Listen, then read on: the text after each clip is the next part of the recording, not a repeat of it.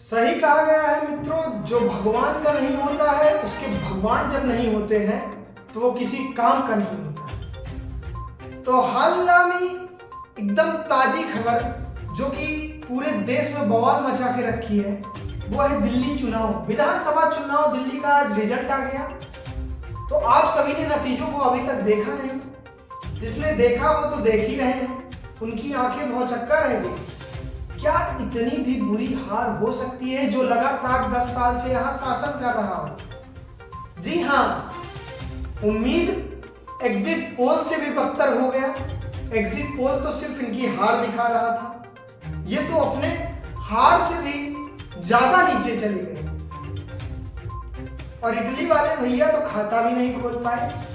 वही मीम उनके नाम पर बन रही है कि जीरो देख लीजिए, पेट्रोल टंकी कहते नहीं है तो डीजल भाई जीरो देख लीजिए। तो वही कुछ उनके साथ भी हुआ है। और रही बात केजरीवाल साहब जी की, तो जब वो अपनी सीट नहीं बचा पाए तो क्या दिल्ली बचा पाते? भाई इस समय हाल फिलहाल में सबसे ट्रेंड महाकुंभ चल रहा है प्रयागराज का। आप उस पर टिप्पणी कर जा रहे हैं, आप उसका समर्थन कर रहे हैं जो ये कह रहा है महाकुंभ में वो जाए गंगा स्नान करने, संगम स्नान करने जो पाप किया है। भाई पापी कोई नहीं होता है, और पाप कोई जानबूझ के नहीं करता। और पाप क्या हो जाता है किसी को पता चलता है क्या? तो ऐसे लोगों का जब ये समर्थन करेंगे तो भगवान के यहाँ देर है अंधेर नहीं। और अभी ये चुनाव में पहले मोदी जी को खुली चुनौती दे रहे थे एकदम केजरीवाल साहब कि दिल्ली का ख्वाब अरविंद केजरीवाल के रहते रहते तो देखना छोड़ दे इस जन्म में। तो ख्वाब भी आपको दिखा दिया और शायद इसके बाद आपको जेल का रास्ता भी ना। बात करते हैं अरविंद केजरीवाल की सीट पे। सुबह से जब भी अपडेट्स आ रहे थे इनकी सीट पे लगातार ये पीछे चल रहे थे।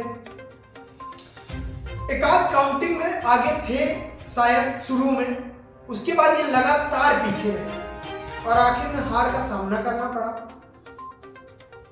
पूर्ण बहुमत से बीजेपी अपनी सरकार बनाने में कामयाबी हासिल करती है। इसके बाद हम बात करेंगे शराब घोटाले के मुख्य आरोपी मनीष सिसोदिया, उप मुख्यमंत्री, शिक्षा मंत्री, दिल्ली सरकार, आम आदमी पार्टी, पूर्व। जी हाँ, अभी विधायक भी नहीं रहते। अगर ये विधायक भी रह जाते, लेकिन इनकी एक अच्छी बात निकल के आई सामने।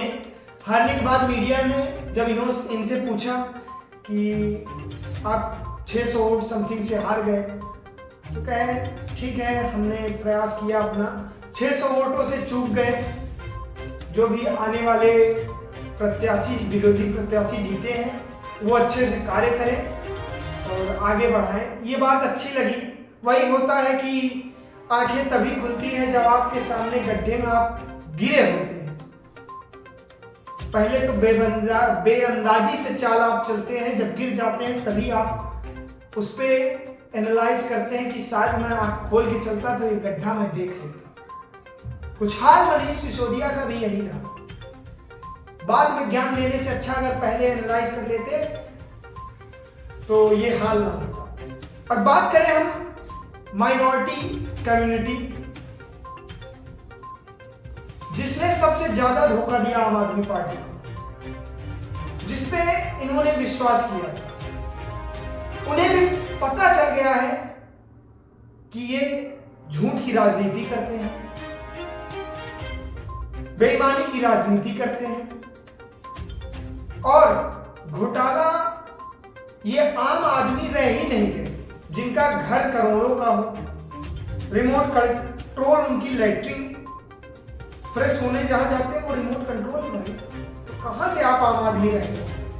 आम आदमी आप बसते तब तो आपको जिताते हैं। और लगातार आपने एक चीज देखा होगा, नोटिस किया होगा कि जो चुनाव में जीतते थे उस पर कहते थे इस बार हमने हम लोग पे कहा था काम नहीं कर पाए, अगली बार जरूर करेंगे, अगली बार हमारी सरकार। अभी भी फिलहाल वाले पिछले इंटरव्यू में शुभंकर मिश्रा जी के इन्होंने कहा और लोगों ने वही बात पकड़ ली। फ्री का बिजली, फ्री का खाना इंसान नहीं खाता है, मेहनत करता है। अरे यार, जो घर खरीद लेगा वो बिजली का बिल नहीं दे पाएगा, जो किराया भर लेगा 5,000 को 500 बिजली का बिल नहीं दे पाएगा। पानी आप कहाँ दे रहे हो?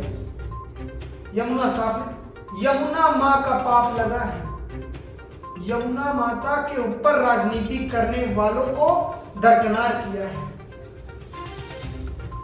छोड़िए, आपको आगे बताते हैं असिता जी की राजनीति, जो कि लगातार आम आदमी पार्टी की प्रत्याशी थी, पीछे चल रही थी। लास्ट में ऐसा मूवमेंट बनता है कि कुछ ही वोटों से इन्हें जीत मिलती है। ठीक है, इन्हें बधाई देंगे। इनके मंत्रिमंडल में बड़े चेहरों में यही अकेले शायद जीत ही पाई है, जो 4-5 टॉप बड़े चेहरे। और एक इंटरेस्टिंग पटपड़गंज सीट, उसको तो हम भूल ही नहीं सकते। हमारे गुरु जी भी वहीं से चुनाव लड़ रहे थे, लड़ चुके हैं। हालांकि उन्हें हार का सामना मिला है, लेकिन भाई कमाल के आदमी है वो भी। क्लास में अपने पढ़ाने से ज्यादा मोटिवेशन देते हैं। अच्छी खासा करियर चल रहा था, भाजपा की जीवन भर तारीफ करते हैं। अभी 24 में सांसदी का चुनाव हुआ लोकसभा का, उसमें श्री श्री श्री अवध ओझा सर जी प्रयागराज से भाजपा से टिकट मांगते हैं, अमेठी से कांग्रेस से मांगते हैं, पंचायत से मांगते हैं समाजवादी पार्टी से। तो यही कुछ इनका हाल रहता है और चुनाव विधानसभा में जाके लड़ते हैं आम आदमी पार्टी से। तो इनकी भी कहानी बड़ी अजीब थी और शायद ये चुनाव हार गए, शायद क्या कंफर्म ये चुनाव हार गए और बहुत ही बुरी तरीके से। भाई देखिए, जो 5 साल से मेहनत किया है, जनता आपका फेम नहीं देखती लगभग जगहों पे। और दिल्ली जैसी hi tech city, smart persons, every intelligent boys, students, guys, intelligent families जहां से बिलोंग करती हैं, वो काम नेता जो हमारे बीच रह सके उसको देखते हैं। आप 1 महीने नामांकन दाखिल करते हैं, उसके बाद जाकर चुनाव लड़ जाते हैं। ऐसे राजनीति तो नहीं होती है। हाँ, मोटिवेशन आप दे सकते हैं। एक बार फिर शुभंकर मिश्रा जी का नाम लूंगा। शुभंकर मिश्रा जी ने इनसे एक पॉडकास्ट में पूछा कि अगर आप हार गए तो उसमें भी दे देते हैं। हार गए तो हार गए, फीलिंग राजा। इनसे पूछते हैं शुभंकर मिश्रा जी कि आपको अगर भाजपा ज्वाइन करना हो तो किस पद पे आप जाना पसंद करेंगे? तो ये कहते हैं कि मैं मोदी जी प्राइम मिनिस्टर पद पे अगर मुझे ऑफर किया जाए तब तो मैं आम आदमी छोड़ूंगा। मैं गारंटी के साथ कहता हूं, अभी कोई पार्टी दे टिकट, ये आदमी लग जाएगा। अभी अपने स्वाभिमान के साथ समझौता करते हैं। अच्छा खासा आपकी टीचरिंग लाइन चल रही थी, जबरदस्ती आप यूथ को चले थे मोटिवेट करने। तो यही हाल है केजरीवाल की पार्टी का और उनके पटपड़गंज, जो कि मनीष सिसोदिया जी की सीट थी, उससे लड़ाया गया था अवध ओझा जी को, उनका यही हाल रहता है। बाकी बात करते हैं बीजेपी की। तो बीजेपी अब किसको बनाएगी मुख्यमंत्री? दावेदार कई, क्या मनोज तिवारी जी को सांसदी से सीधे लाया जा सकता है मुख्यमंत्री के लिए, या जिन्होंने हराया है अरविंद केजरीवाल जी को वो तुरंत आज के आज दिल्ली गए हैं अमित शाह से? अब घमासान युद्ध मच गया है बीजेपी के अंदर। कौन बनेगा मुख्यमंत्री दिल्ली का आने वाला CM? Who is the CM of Delhi upcoming? क्योंकि भाई काफी दिनों बाद सरकार बनी भाजपा की। मैं तो कहता हूं 1 महीने के लिए योगी बाबा को लेते जाओ। साफ ना कर दिए दिल्ली तो बताना। जौन बल्लम चलाएंगे ना, बुलडोजर बाबा, इसे नाम है फेमस। हम यूपी में रहते हैं, जानते हैं। हिम्मत नहीं है, गलत चीज बोल दो। प्रयागराज में आपने भगदड़ की खबर सुनी होगी, लेकिन असल सच्चाई क्या है जानते हैं आप? असल सच्चाई ये है कि जिस कंडीशन में 15 मिनट में उस स्थिति को 15 मिनट में कंट्रोल किया गया, अगर कोई और सरकार होती, कोई और प्रशासन कि जिम्मेदारी लिया होता तो कम से कम उसमें 10 से 20 हजार आदमी मरते, लाखों में भी संख्या जा सकती थी। लेकिन 15 से 20 मिनट में हलचल नहीं होने दिए और वहां पे व्यवस्था बनाई गई, व्यवस्था को कंट्रोल किया गया। हालांकि लोग वहीं खत्म हुए हैं। मैं उस समय मौजूद था उस जगह पे, जो वहां जाके रुक गए, सोने की उसमें थे।